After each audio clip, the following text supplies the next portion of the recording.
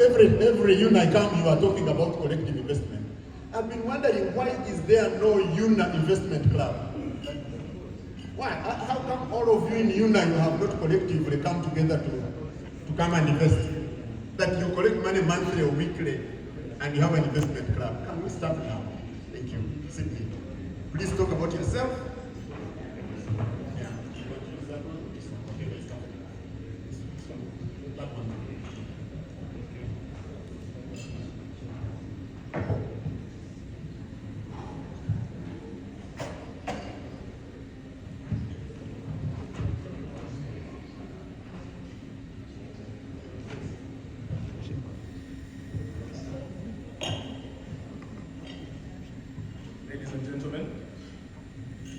Ladies and gentlemen, I would like to take this opportunity to thank Mr. Godba, the President of UNAA, as well, for the opportunity to have me here and speak to you.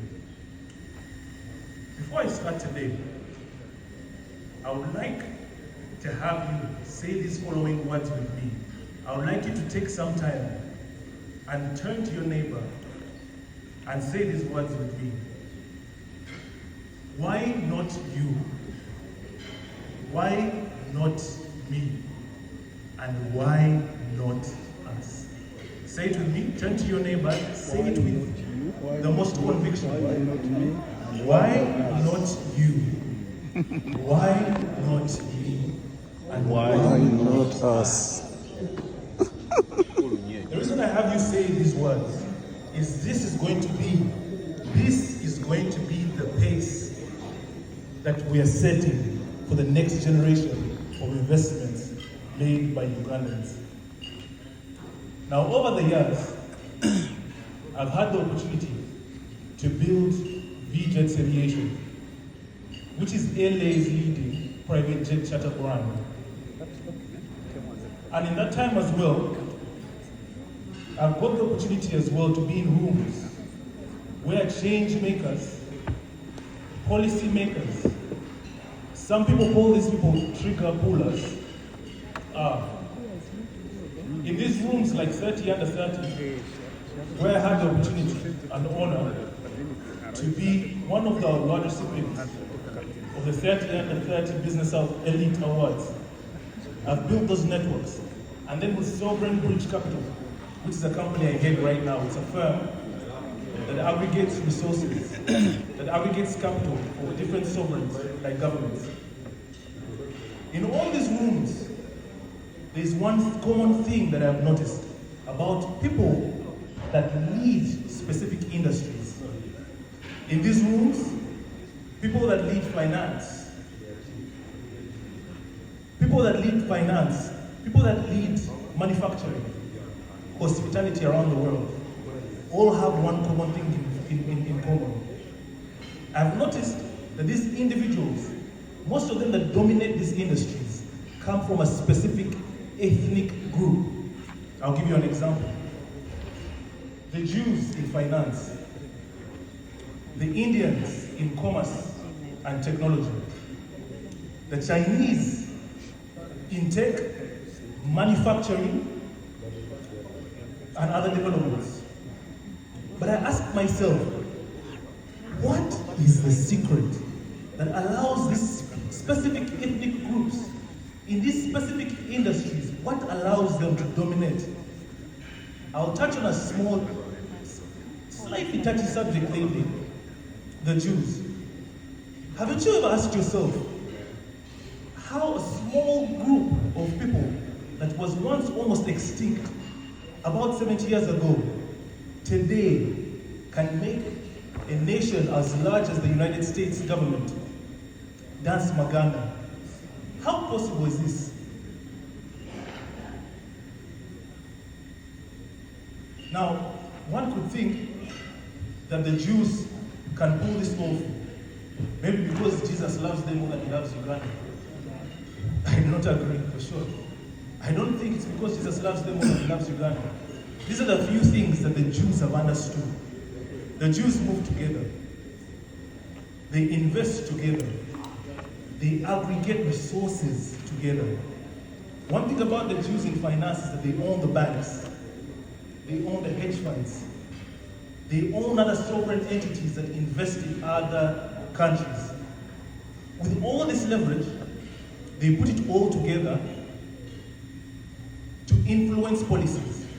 They have lobbyists that influence politics in the United States. They have investors, people that deploy capital on their behalf, and that's how they leverage. They move as one. And I keep on asking myself, and it's a question you should ask yourself, why not us? Now you see, there's a statistic while building sovereign bridge capital that I learned. It's such it's a sad but very promising statistic. Earlier today you might have heard of this statistic. Did you know that Ugandans in the diaspora alone remit over $1.4 billion every year? Now the lady from the UDC told us this is greater than the exports, that once was greater than the exports of coffee internationally. But not only that, this $1.4 billion remitted by the Ugandans is greater than the total amount of aid we receive as Uganda per year. The sad thing about the statistic is that almost all these funds go into consumption.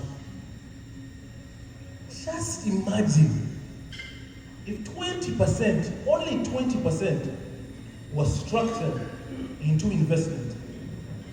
Into investment like in infrastructure, in technology, in agribusiness, and renewable energy. You see, we will not only be sending money home, we will be sending support, development, to build the dream that Uganda will dream about.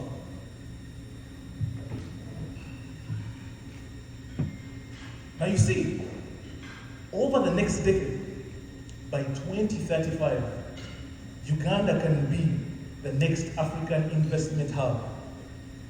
The bridge between African opportunity and global capital. We have the market. We have the resources. We have the people. I don't know if you know, but Uganda has one of the youngest populations in the world. Vigorous, ready to take action. I was speaking to an executive from Rothschilds & Co. I don't know if you know Rothschilds. Those in finance understand the magnitude of these individuals. Rothschilds & Co. is another sovereign advisory firm. They also do aggregating, just like Sovereign Bridge Capital. The gentleman, as he was speaking, he noticed my strong Ugandan accent. And obviously, he was curious. We went down this road to speak about where I come from. The meeting that was supposed to last 45 minutes went on longer for one and a half hours, and was speaking more about Uganda than the topic that we had come to speak about. One thing I took from there, the gentleman told me, you see, you're trying to aggregate resources, you're trying to aggregate capital. The problem with Uganda is not lack of capital. It's very obvious to me that this $1.4 billion is not being aggregated to investment. The problem of Uganda is lack of commitment and trust. Lack of commitment and trust. We refuse to execute. Now, if only we put all these resources together and only pick that 20% of that $1.4 billion, these are the industries we should look out for. These are the sectors we should look to deploy capital. Number one, infrastructure and energy. There should be no reason why foreign entities, like the Exim Bank of China, like the Japanese investment banks, deploy capital into private-public partnerships in Uganda. Yet us, we have the capability to deploy over $300 million, and that's less than that 20% of the $1.4 billion that we talked about, into private-public partnerships ready to go in Uganda. Uganda is developing. we're talking about energy. We should be spearheading the energy investment in Uganda. These resources should be kept home. The returns should not be remitted out of our country by these investments that are made by foreign entities. We should create that impact ourselves in agriculture. Now, some of you have experienced this back home. Maybe with a household, or maybe when you were younger and sorting beans. In the process of sorting beans, the beans that are not of good condition maybe fall out. They fall out into the backyard, and you come 4 days later and realize the seed has germinated. This is a testament to the fact that 80% of Uganda's land is arable, ready for value addition and export. In technology, in fintech, in health tech, in agri-tech, Uganda with 80% arable land should be the #1 country in agri-tech. We have an environment to test out fertile soils, to test out the products that we make and export. In tourism, Uganda's tourism sector, the Pearl of Africa, is underdeveloped but has the highest potential. We can't maintain the title of being the Pearl of Africa, and yet we are not taking ownership in investing in tourism, in renewable energy. Uganda is growing. Industries and industrial parks are being developed. We should be spearheading green energy development in Uganda, in hydro, in solar, and other off-grid energy sources. Now, we have all been talking about investments here today, the opportunities in Uganda. I know some of you are asking. There's probably a Ben somewhere there asking, but Sydney, all you guys have been talking about today is promising. It looks juicy. It looks like it could make great return. But what about the risk? For sure, we are very blessed today that I've shared the stage with individuals that make it possible to guarantee that return, to guarantee your protection if investment is made in Uganda from UDC. Honorable Minister over here.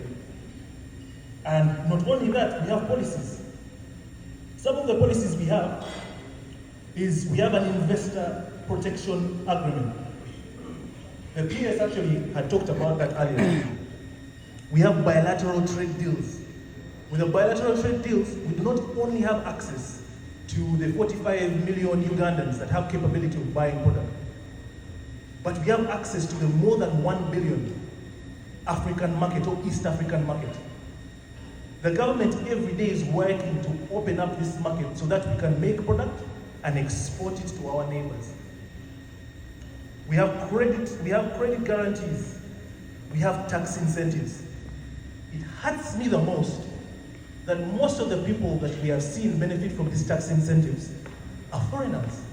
And these tax incentives are ready for us to use in Uganda.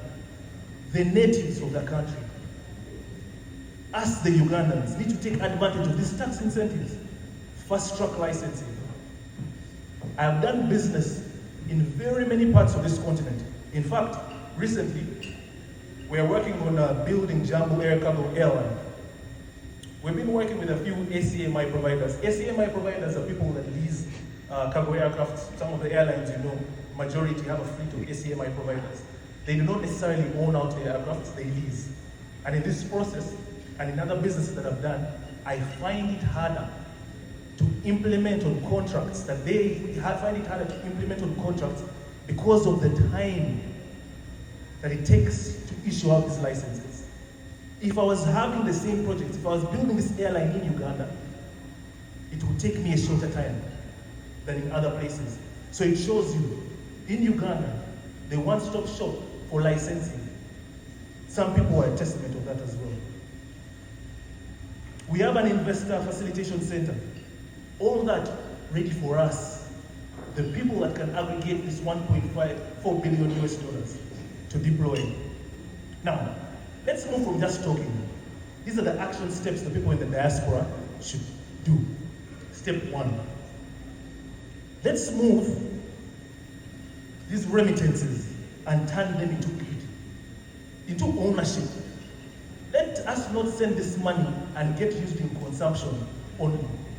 We should own at least every investment that the foreigners are also taking part in with the government.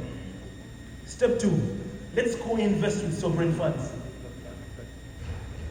The Exim Bank of China, the Japanese, all these entities that are investing in Africa, we should not let them invest more than 50%, at least, at minimum. As the Ugandan diaspora, we should have at least 20%, at least, in any private-public partnership. This one is my favorite, this one. We should share mentorship and access to markets. Us all being in this room, having traveled from wherever we came from, is proof that Ugandans can go out to different markets around the world and bridge the gap between our products and the markets we're in. I do not see what stops us from calling the biggest distributors like Walmart, like any supermarket around your area, any of the largest Target. Make 1,000 calls, close 10, talk to 10, close 1. If each of us here made it an intentional decision to reach out to the biggest distributors, to bridge that gap between the production of products and the markets in which they are sold in the United States, we will dominate in all the industries, in all the products that we make in Uganda. There is no doubt about it. We can undercut them in cost of production. We have a young population. The cost of production in Uganda is lower right now. We do not have limitations like minimum wage that increase the cost of production mainly by goods that are made by hand. We can undercut them and dominate every single product made from Uganda. Number 4, if this, I know I already said one of them was my favorite, but this one for sure, the deal room.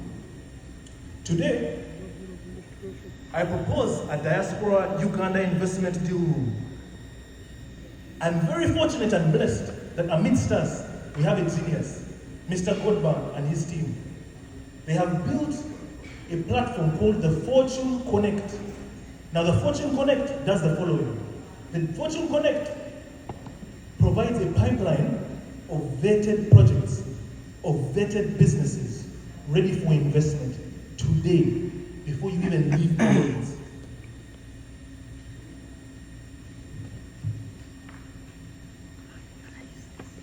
Now in this room, it has been obvious that we have the capital, we have the possibility to aggregate 1.4 billion US dollars.